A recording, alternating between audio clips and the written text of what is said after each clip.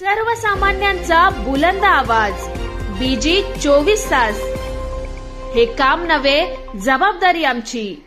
महाराष्ट्र अंधश्रद्धा निर्मूलन समिती अनिस कर्जत शाखेच्या वतीने आज तहसीलदार कर्जत यांना निवेदन देत जादूटोणा कायद्याची कडक अंमलबजावणी करण्याची जोरदार मागणी करण्यात आली। नाशिक येथे उघडकीस आलेल्या भोंदू अशोक खरात प्रकरणाच्या पार्श्वभूमीवर अंधश्रद्धा, बुवाबाजी आणि महिलांच्या शोषणाविरोधात कठोर कारवाईची गरज अधोरेखित करण्यात आली। या निवेदनाद्वारे तहसीलदारांमार्फत जिल्हाधिकारी तसेच राज्याच्या मुख्यमंत्र्यांकडे मागण्या पाठवण्यात आल्यात। नाशिकमधील या धक्कादायक प्रकरणामुळे संपूर्ण राज्यात खळबळ उडाली असून तथाकथित अध्यात्म, ज्योतिष आणि दैवी शक्तीच्या नावाखाली सामान्य नागरिक विशेषतः महिलांचे शोषण कसे केले जाते याचे गंभीर वास्तव समोर आले। अनिसच्या निवेदनात नमूद करण्यात आले आहे की अशा प्रकारची बुवाबाजी ही केवळ एका व्यक्तीपुरती मर्यादित नसून त्यामागे सामाजिक मान्यता, आर्थिक स्वार्थ आणि काही वेळा राजकीय तसेच प्रशासकीय पातळीवरील अप्रत्यक्ष संरक्षण असण्याची शक्यता नाकारता येत नाहीये। यामुळे या प्रकरणाची चौकशी केवळ आरोपीपुरती मर्यादित न ठेवता संपूर्ण जाळ्याचा शोध घेण्याची गरज व्यक्त करण्यात आली आहे। अनिसच्या प्रमुख मागण्या पुढील प्रमाणे आहेत। प्रकरणाचा निष्पक्ष व व्यापक तपास करावा, जादूटोणा विरोधी कायद्याची प्रभावी अंमलबजावणी करावी, फल ज्योतिषाचा कायद्यात समावेश करावा, पीडित महिलांची ओळख गोपनीय ठेवून संरक्षण द्यावे, संभाव्य राजकीय संबंधाची चौकशी करावी, सर्व पक्षांनी आचारसंहिता तयार करावी, वैज्ञानिक दृष्टिकोनासाठी राज्यस्तरीय जनजागृती मोहीम राबवावी।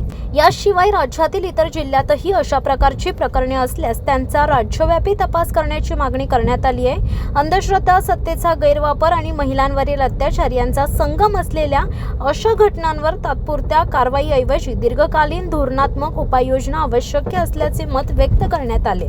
श्रद्धा ही वैयक्तिक बाब असली तरी तिच्या नावाखाली होणारे शोषण, फसवणूक आणि अत्याचार सहन केले जाणार नाहीत अशी ठाम भूमिका अनिसच्या वतीने मांडण्यात आली आहे। समाज, शासन आणि राजकीय यंत्रणांनी एकत्रितपणे पुढाकार घेत अशा प्रवृत्तींचा कायमस्वरूपी अंत करण्याचे आवाहन करण्यात आले।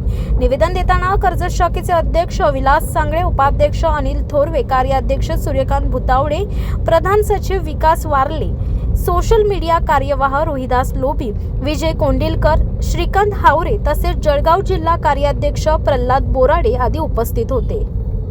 महाराष्ट्र अंधश्रद्धा निर्मूलन समितीतर्फे हे निवेदन देण्यात आलेलं आहे। नाशिकच्या भोंदू बाबा अशोक खरात यांनी जे प्रकरण केलं त्यात एकट्याने त्यांनी केलेलं नसणार आहे। त्याच्या पाठीमागे बरेचसे सत्ताधारी असू शकतात, प्रशासनवाले असू शकतात। त्याच्यामुळे एवढं त्यांनी एक गैरकृत्य केलेलं आहे, त्याला ती सजा व्हावी आणि इथून पुढे असं प्रकरण कोणी करू नये म्हणून प्रशासनाने त्याची दखल घ्यावी म्हणूनही आम्ही निवेदन देण्यात आलेलं आहे। अंधश्रद्धा निर्मूलन समिती नेहमी समाजामध्ये जागृतीचं कार्य करते। अंधश्रद्धा निर्मूलन समिती जर सरकारने दखल घेतली नाही तर समाजापर्यंत पोहोचेल, सर्वांना जागृत करेल आणि पुढच्या आंदोलनाची आम्ही दिशा ठरवून नंतर कळवू। खरातांसारखेच आत्ताच 2 नवीन बातम्या वाचण्यात आल्या। मुंबईमध्ये एक वैद्य म्हणून त्यांनी शोषण केलेले दिसतंय आणि वसईमध्ये एक बाबा सापडलेला आहे। असे हजारो भोंदू बाबा असणार आहेत। सरकारने याची त्वरित दखल घ्यावी आणि या सगळ्या भोंदू बाबांवरती धर्माच्या नावाखाली जे माज त्यांना आलेलं आहे आणि त्याचं ते माजवलेलं आहे ते सर्व सरकारने मोडीस आणलं पाहिजे आणि त्यांना तात्काळ अटक करून तुरुंगात टाकली पाहिजे।